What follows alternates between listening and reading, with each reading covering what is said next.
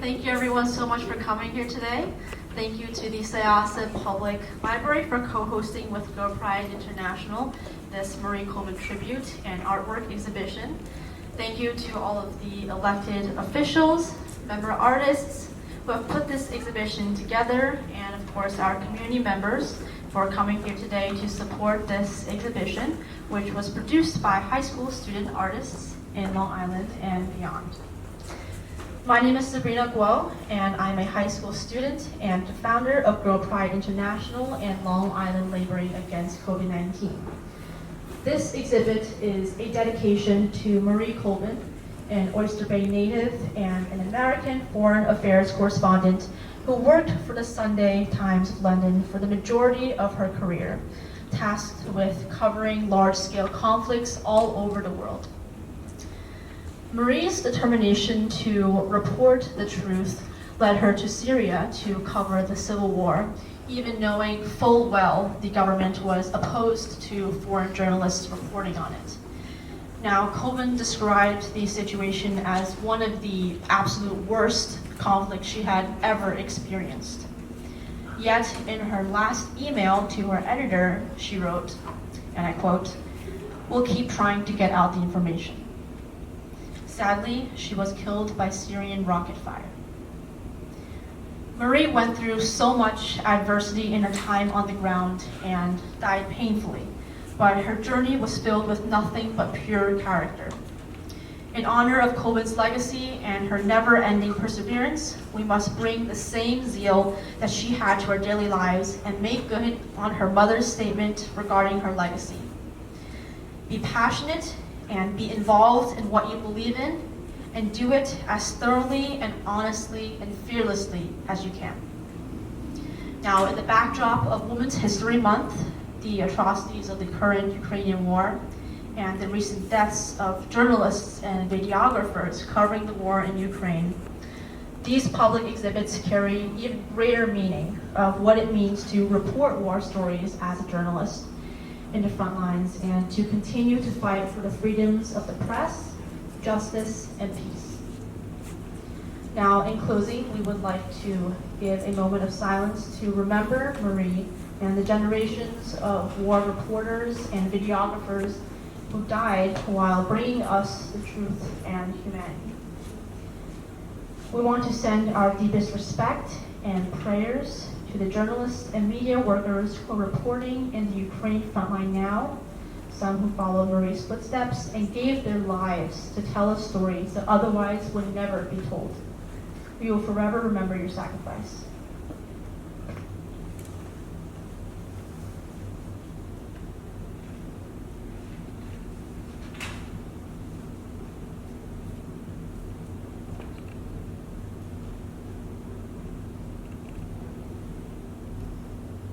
Thank you. Now, Kat Colvin, Marie's younger sister, is actually currently in DC, but she said she would have loved to make it, but I'm sure we'll see her in the near future. Now, I would like to turn the podium over to Supervisor Saladino, as of course, Marie Colvin is a native of Oyster Bay. Thank you so much. Really a pleasure to be here with you and all of the students and the folks involved in this library. I'm going to ask Councilwoman Vicki Walsh to come up here with me. Let's give Vicki a hand. Yeah. Councilwoman Walsh cares deeply about the town of Oyster Bay, as I do, and about our students. She's raising her children here in the town of Oyster Bay and truly wants to make a difference. I can tell you a few things. It's great that students are involved in art and culture, but are tying that into learning the story of such an exceptional reporter and an exceptional resident of our town, an exceptional professional and an exceptional American. It's great that this library and its director and staff embrace this program wholeheartedly, and we appreciate everything you're doing to be involved and hope to teach this story and be so supportive. But the thing that amazes me the most is this is the first time in my life I've been able to speak loudly in a library and not be told shh. It is a microphone besides. Whoever would have thought? The life of Marie Colvin is very important to us because not only was she a native daughter here, not only did she make an enormous impact, but she put her life on the line and put her safety behind her responsibility. She chose one of the most dangerous aspects, the most dangerous assignment she possibly could take on. There are many dangerous assignments for a reporter, just like it's very dangerous every time a police officer goes to work, every time a firefighter goes to work, every time a member of the military goes to do their job. It's exceptionally dangerous, but they expect it. They understand that. For the reporter to put their life on the line, that's an amazing thing. You can get a story without putting your life on the line. So we are especially respectful, and it's especially important to honor Marie Colvin for her efforts and her unselfishness in reaching that story and those stories, especially in wartime and being on the front lines. All of the women involved in trailblazing are important to us in the town of Oyster Bay. In some ways, Vicki Walsh is a trailblazer. She's doing a job that, well, you are, that used to be predominantly a male-oriented job as an elected official, but now so many women are coming forward, and that's a great thing. It brings us diversity, it brings us many perspectives on issues. In my family, our story is one of pride. My grandmother, Jessie, was working in the Brooklyn Navy Yards, and she noticed that she was working for the commanding officer and noticed that as they were preparing paychecks for people working in the Brooklyn Navy Yards, building ships in order for America to win in World War I we're talking about, she noticed that men were being paid more, and she went to the commanding officer and said, well, why are these men being paid more? They only started working here 6 months ago. We've been here 2 years. And the commanding officer said, because they're enlisted. Well, she said, well, then we, the ladies in the office, we want to be enlisted. And he laughed at my Sicilian grandmother and said, you can't be enlisted, you're a woman. Oh, really? So they made the point to get the message across to the commanding officer. They stood their ground. Simultaneously, the United States Congress had just voted because of the suffragette movement. And if you haven't learned yet about the suffragette movement in the 19-teens, please do some research, and I'll bet there's many stories in the volumes of this very library about that. Women who fought for their rights just about a little more than 100 years ago. So the United States Congress had said okay to allowing women to enter the military, and my grandmother, because she led this crusade in that office, was given the first number. So I am proud to stand before you as the grandson of the first woman in the New York metropolitan area to be inducted into the United States Navy. So Grandma, Mary Colvin, and so many incredible women have been trailblazers, making a difference not only for women, not only for younger ladies and girls, but for all of us. And we're very, very proud of that. Before I turn the microphone over to Councilwoman Walsh, who has a very special presentation, I ask you to continue these pursuits with art and the different forms of media, but also with journalism. And remember the most important word that you heard when Sabrina talked about Mary Colvin. In journalism, the most important word is the truth. The truth makes all the difference. The problem is there could be multiple truths to a story. And as professional journalists, one day you'll be pressured to tell one version of that truth and not another. There are newspapers that are in this very library that tell one portion of a truth. I'm going to ask you all a question. Raise your hand if you believe if it's in a newspaper, it has to be the truth. Like there's some rule or law. Wow, you're all very smart. Because there is no law that says because it's printed in a newspaper, it's got to be the truth. When it's a photojournalist, you can count on that's what they saw through their camera. But the written word, be very careful of. And strive to have balance and fairness. And let that uh-oh feeling come about when someone pressures you to tell their truth of the story. Push back. The truth is the truth. And fairness is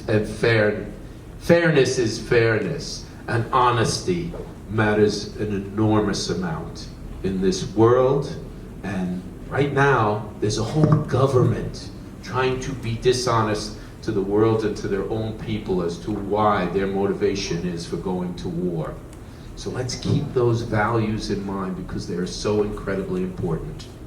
The value of young people and the value of education is very important to us in the town of Oyster Bay. And the fact that you chose this amazing woman as the vehicle to teach others, not only among yourselves, but everyone who comes into this library is essentially important. So we have our way of saying thank you and to recognizing you, leading women who are making a difference and teaching us and are bringing your passion to this subject. We're very appreciative.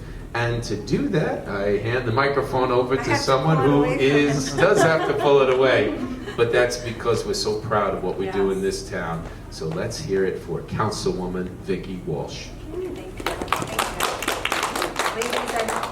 I'm so proud of all of you. And I don't have a story about a family member who was first to be enlisted in the Navy, but I do have a daughter, and she's a bit younger than you, and I can't wait to go home and tell her this story of how involved you are in such a great initiative, and we want the younger ladies to follow in your footsteps. So you're the trailblazer, and she'll hopefully follow it. So we have a proclamation for you, and I'd like to read the first sentence. The town of Oyster Bay is privileged to join in supporting Girls Pride International, an amazing organization that supports and advocates for girls, especially those who are disadvantaged or in need. So in the town of Oyster Bay, we proudly we proclaim March 25th to be Girl Pride International Day. So on behalf of Supervisor Saladino, myself, our town board members, and 300,000 residents, I think we're over 300, right? 300,000 residents in the town of Oyster Bay, we present you with this proclamation. We're so proud and can't wait to see the more good things that you're going to do in our community. Thank you. So we're just going to step in front of here and have all of you girls come in a little closer for this photo. Girls, could you all take a step ahead, please? Okay, everybody look right here, please. Okay, ready? Here we go.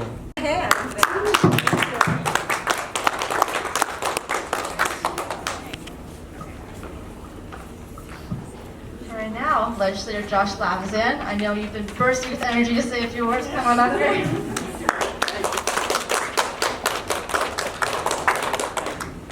Good evening, everyone. A number of familiar faces in my hometown's amazing library, but for those of you who are meeting for the first time, my name is Josh Lafazan, and I have the privilege of serving as Nassau County Legislator representing District 18. First, a word about these amazing young people. Sabrina Guo I met, I think, within the first month of COVID, and I tell this story because I think it's amazing. I put out a call for young people to get involved in their local community. Sabrina reached out and said, I have an idea. I want to help deliver masks to healthcare workers. And from one nursing home spawned tens of thousands of mass delivery, tens of thousands of dollars worth of PPE, all started by one amazing individual. So Sabrina Guo, everyone. And the second amazing thing she did is she recruited other people to join. We understand as young people that building coalitions are the only way we can make lasting change. And to see so many of you involved, it's inspiring. It gives us hope that the future is in good hands. My ask is for you to continue to reach back down the ladder and pull people up, especially those who are younger and feel that they can't make a difference in the world. Right? Young people view the world as a scary place, and in some ways it is. But we have problems right here in our own local communities that we need help. And you're the difference makers, and you're the shining stars. So to everyone up here, please give them a round of applause as well. I just want to speak briefly about why we're here and Marie Colvin and her legacy. And as Sabrina, you so definitely mentioned, it's impossible not to think about the backdrop of the Ukrainian war. At least 5 journalists have been killed on Ukraine in a month. And when you think about the heroes in our military, and we owe them a debt of gratitude we can never repay. In wartime, we also have to think of journalists, and they're heroes in their own way. And what makes it even more dangerous is they go into battle, not with a gun, but with a camera and with a recorder. And you think about how important these journalists are in the subways in Kiev, in Mariupol, and in the towns under siege.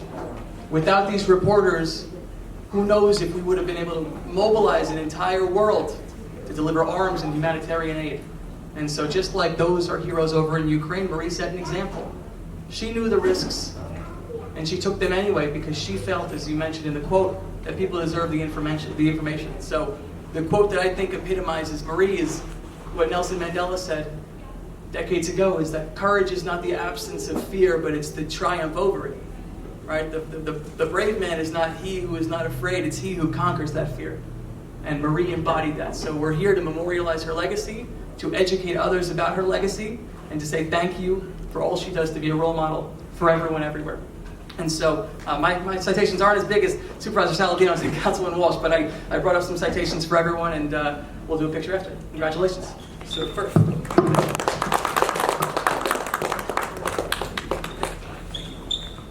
All right, thank you everyone so much. Let's take a few pictures with our artists' artworks now.